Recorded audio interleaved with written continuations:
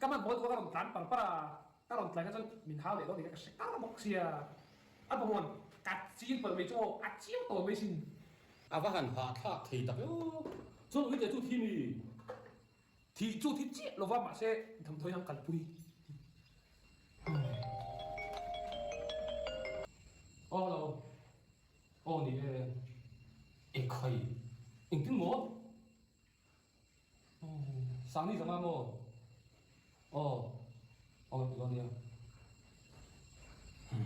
rồi nặng xía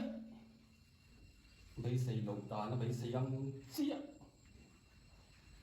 thôi nằm bờ hồ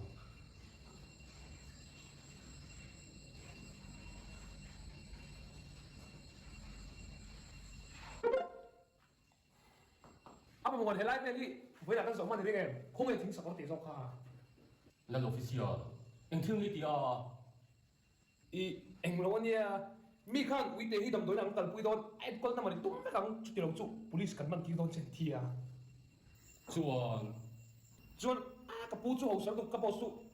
anh con nằm ở chỗ là tung các mẹ làm gì bên mình tôi là chỗ cái lang cái tia chuan cho nên number thì cái bé ai hậu sắc thu cái xem mình chùa về chỗ đó anh bảo muốn anh cần chỉ đầu tiên phải tay đâu cần ý hậu sắc thu về cái sẽ là cái anh đủ mèo rap cho một lần anh em á anh tiếng đi à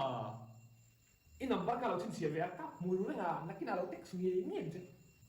à ôi ông đâu ấy cái đi bắt thôi xin đi chú tụ mà mình kết phải tự lồng đấy à có đó thì nó cần bao sắc xuống xong không tech số mi anh bảo muốn buổi sáng tắm thầm sĩ cắt lỗ cắt mày là ngay rồi cái tiếng hiện bốn nó cái này để thấy theo nó quỳ thấy tu do trần hiện ăn uống cái gì gì ấy bây giờ các bạn đó xong này phát đâu ole ole anh muốn căn nằm với ắt